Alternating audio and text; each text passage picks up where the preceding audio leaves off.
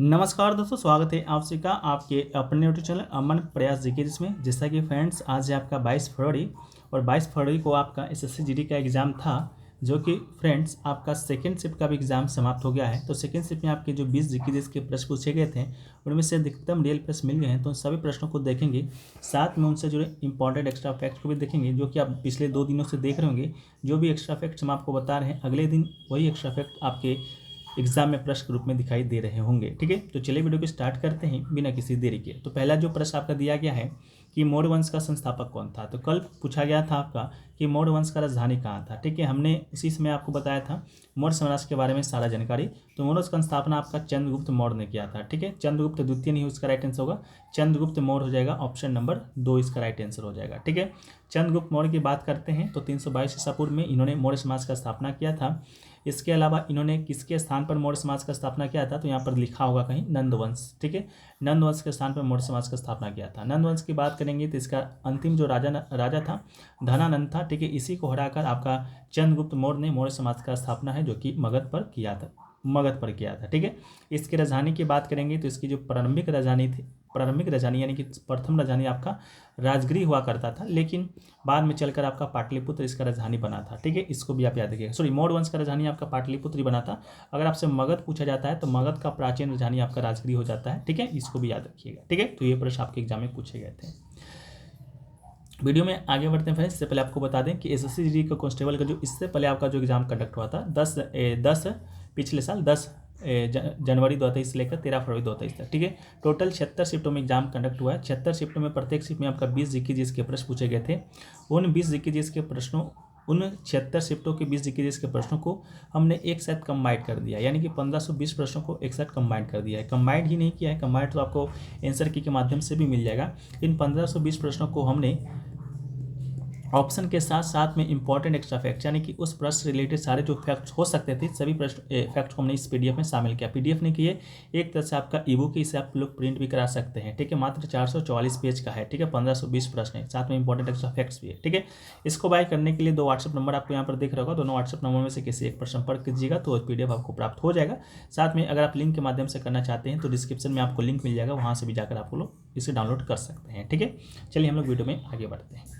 Next question पूछा गया, कुचिपुड़ी राज्य का नृत्य प्रारूप क्या है। ठीक है, तो कुचिपुड़ी के विषय में बात करेंगे तो हम लोगों ने फर्स्ट शिफ्ट के वीडियो में देखा था, यहाँ पर आपका फर्स्ट शिफ्ट का ही लगा हुआ है कि कुचिपुड़ी जो नृत्य होगा ये आपका इस पिक के माध्यम से हमने आपको बताया था। ठीक है, तो कुचिपुड़ी जो नृत्य है वो दोस्तों आपका कहाँ का है, आंध्र प्रदेश का है। ठीक है, कुचिपुड़ी क्या है, एक आपका क्लासिकल डांस, टोटल 8 प्रकार के क्लासिकल डांस आपका अकॉर्डिंग टू संगीत नाटक एकेडमी अवार्ड। उन 8 शास्त्रीय नृत्य में से कुचिपुड़ी भी एक था। एक आपका भरतनाट्यम में जो कि आपका तमिलनाडु का था। कथक आपका नॉर्दर्न इंडिया का था। कथक कली आपका केरल का है। मणिपुरी आपका मणिपुर का है। मोहिनीअट्टम दोस्तों आपका केरल का है। इसके अलावा ओडिसी आपका ओडिशा का है और सतरिया आपका असम का है। ठीक है, इसको भी याद रखिएगा। ठीक है, इसके बाद आपका बात करेंगे कथक से आपका ये कुचिपुड़ी से रिलेटेड। तो कुचिपुड़ी दोस्तों आपका आंध्र प्रदेश का एक गाँव का नाम है। वो गाँव कहाँ पड़ता है, ये भी प्रश्न आपके एग्जाम में आया था कि गाँव कुचिपुड़ी गाँव कौन से जिले में पड़ता है, तो कृष्णा जिले में पड़ता है। इसको भी याद रखिएगा। ठीक है, नेक्स्ट क्वेश्चन पूछा गया, नौगक्रम नृत्य उत्सव कहाँ मनाया जाता है। तो नौगक्रम नृत्य उत्सव की बात करेंगे तो ये फ्रेंड्स आपका मेघालय मनाया जाता है। तो इसका राइट आंसर आपका ऑप्शन नंबर ए मेघालय इसका राइट आंसर हो जाएगा। ठीक है, अवधि की बात करेंगे तो हर साल नवंबर के महीने मनाया जाता है। स्थान की बात करेंगे तो मेघालय में खासी पहाड़ी। ठीक है, इसके अलावा बात करेंगे आपका मेघालय के अन्य प्रमुख त्योहारों के बारे में तो साद सुक मिनसियम, ये प्रश्न आपका 100% पूछा जाएगा। 100% मतलब 100% किसी न किसी शिफ्ट में देखिएगा। साद सुक मिनसियम, इसके अलावा वांगला भी पूछा जाएगा, लाहो भी पूछा जाएगा। दोनों तीनों सब पूछा जाएगा, बारी बारी से पूछा जाएगा क्योंकि प्रीवियस ईयर में पूछा जा चुका है। ठीक है, इसलिए हम इतना कॉन्फिडेंट होकर कह रहे हैं कि आपको नेक्स्ट में ये सभी त्योहारों के नाम आपको देखने को मिलेंगे और 1 नंबर आपको दिलाएंगे तो दिलाएंगे।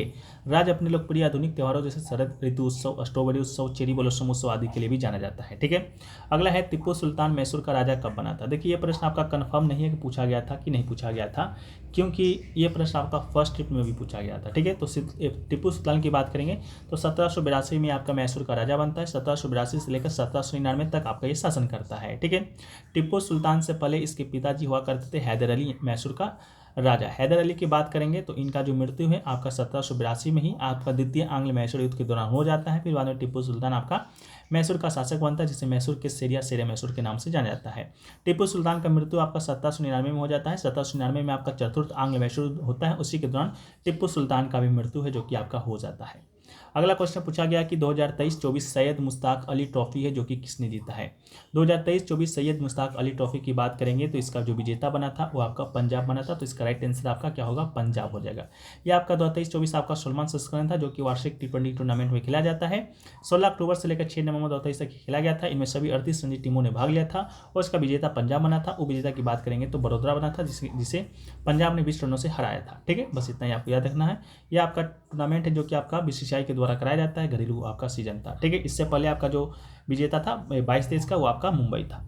अगला क्वेश्चन पूछा गया 10वीं पंचवर्षीय योजना की अवधि क्या थी। 10वीं पंचवर्षीय योजना की अवधि की बात करेंगे तो 2002 से लेकर 2007 तक का जो अवधि था वो आपका 10वीं पंचवर्षीय योजना का था। 2007 से लेकर 2012 तक का जो अवधि था वो आपका 11वां पंचवर्षीय योजना का था। 2012 से लेकर 2017 तक का जो अवधि था वो आपका 12वीं पंचवर्षीय योजना का था और 12वीं जो पंचवर्षीय योजना आपका अंतिम पंचवर्षीय योजना था। ठीक है, इसको भी आप याद रखिएगा। ठीक है, तो पंचवर्षीय योजना की बात करेंगे तो भारत 1951 में शुरू होता है, 2017 तक चलता है।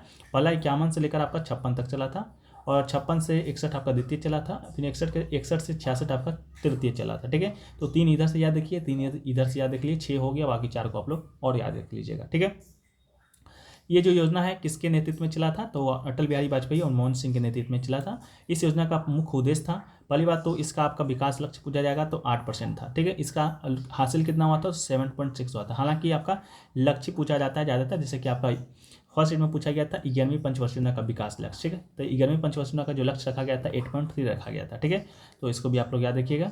अगला क्वेश्चन पूछा गया राज्यसभा में निर्वाचित सदस्यों की अधिकतम संख्या कितनी होती है।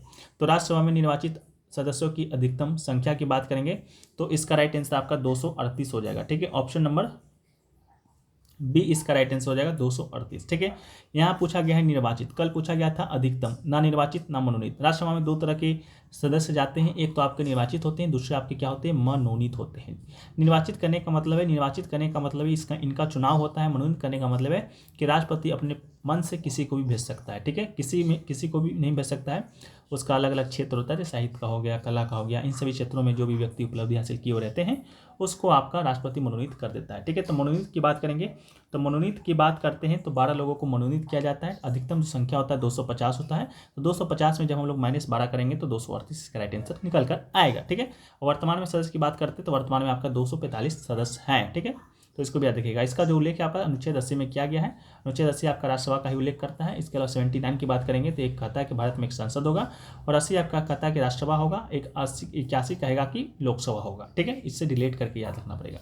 अगला है टेबल टेनिस में 0 स्कोर को क्या कहते हैं। टेबल टेनिस में 0 स्कोर को लव कहते हैं, लव यानी कि प्यार। ठीक है, हिंदी में प्यार होता है और इंग्लिश में लव होता है। ठीक है, यही आपका कहा जाता है। इसके अलावा फुटबॉल में 0 स्कोर को शून्य कहा जाता है। उदाहरण के लिए जब इंग्लैंड फ्रांस को 2-0 से हराता है तो इसे 2-0 कहा जाता है, लेकिन 2 लव नहीं।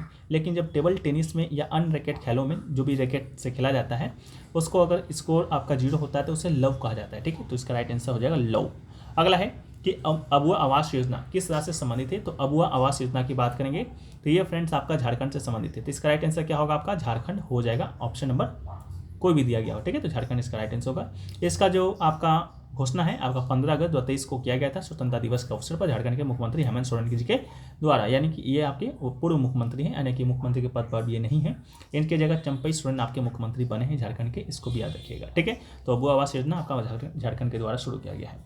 अगला है समय की मौलिक इकाई क्या है। समय की मौलिक इकाई की बात करेंगे तो इसका राइट आंसर आपका सेकंड हो जाएगा। ठीक है, इकाई को सामान्य प्रकार की अन्य राशियों के मापन के लिए प्रयोग किया जाने वाला एक प्रकार की मानक या निर्देशित राशि के रूप में परिभाषित किया जाता है। मौलिक इकाई और व्युत्पन्न इकाई 2 वर्गीकृत है। ठीक है, एक आपका तो मौलिक इकाई होता है, एक आपका व्युत्पन्न इकाई होता है। मौलिक इकाई में आपका लंबाई हो गया, लंबाई द्रव्यमान हो गया, समय हो गया। ठीक है, इस प्रकार आपका मौलिक इकाई है। और व्युत्पन्न इकाई में आपका क्षेत्रफल, आयतन, दबाव, बल इत्यादि आता है। अगला है कि भारतीय रिजर्व बैंक आरबीआई के मंडल में एक समय में कितने डिप्टी गवर्नर होते हैं। डिप्टी गवर्नर नहीं पूछा गया था, कितने होते ये नहीं पूछा गया था, आपके पूछा गया था कौन है। ठीक है, तो डिप्टी गवर्नर की बात करेंगे तो आप एक आरबीआई में गवर्नर के साथ साथ 4 डिप्टी गवर्नर होता है। ठीक है, तो आपका कौन वाला पूछा गया होगा। अभी हाल ही में तो श्री स्वामीनाथ जे को अभी नियुक्त किया गया है, तो मैं भी इन्हीं का नाम दिया गया होगा। ठीक है, तो आरबीआई में 4 डिप्टी गवर्नर होता है, एक आपका गवर्नर होता है। 4 डिप्टी गवर्नर में वर्तमान में आपके श्री स्वामीनाथन जी हैं, श्रीया टी रविशंकर जी हैं, श्री एम राजेश्वर राव है और डॉक्टर एम डी पात्रा जी हैं। ठीक है, तो इसको भी याद रखिएगा। एक जो आपके कवर्धन है आपका शक्तिकांत जी है, ठीक है। अगला है कि भारतीय न्याय संहिता विधेयक 2023 को किसने पेश किया था। तो भारतीय न्याय संहिता 2023 की बात करेंगे, इसको अमित शाह जी के द्वारा पेश किया गया था। तो इसका राइट आंसर आपका हो जाएगा अमित शाह, ठीक है। लोकसभा में पेश किया गया था। 1860 की भारतीय दंड संहिता को बदला जाएगा, ठीक है, 2023 के अनुसार। अगला है आपसे, देखिए चार नाम दिए गए थे, जिसमें से 3 नाम तो मुझे प्राप्त हो गए। एक नाम आपका बालचंद्र का था, दूसरा आपका अनुष्का शंकर का था, तीसरा आपका पंडित किशन महाराज का था, ठीक है। तीनों का मिलान करने के लिए आया था वाद्य यंत्र से। तो बालचंद्र का संगीत वाद्य यंत्र आपका बीना है, तो इनका राइट आंसर बीना में मिलान करना था, ठीक है। 1982 में पद्म भूषण अवार्ड से सम्मानित किया गया है। अनुष्का शंकर की बात करेंगे तो सितार वाद्य यंत्र से संबंधित है, ठीक है। रविशंकर जी की बेटी है पंडित रविशंकर जी की, और नोरा जोन्स की सौतेली बहन है नोरा जोन्स सोही, जो कि 9 पुरस्कार जीती हैं अपने करियर में। अगला है पंडित किशन महाराज जी का। तो पंडित किशन महाराज जी का संबंध तबला से है, ठीक है। हिंदुस्तानी शास्त्रीय संगीत के बनारस घराने से ताल्लुकात रखते हैं, ठीक है। एक और नाम क्या पूछा गया था वो नहीं मिल पाया है, ठीक है।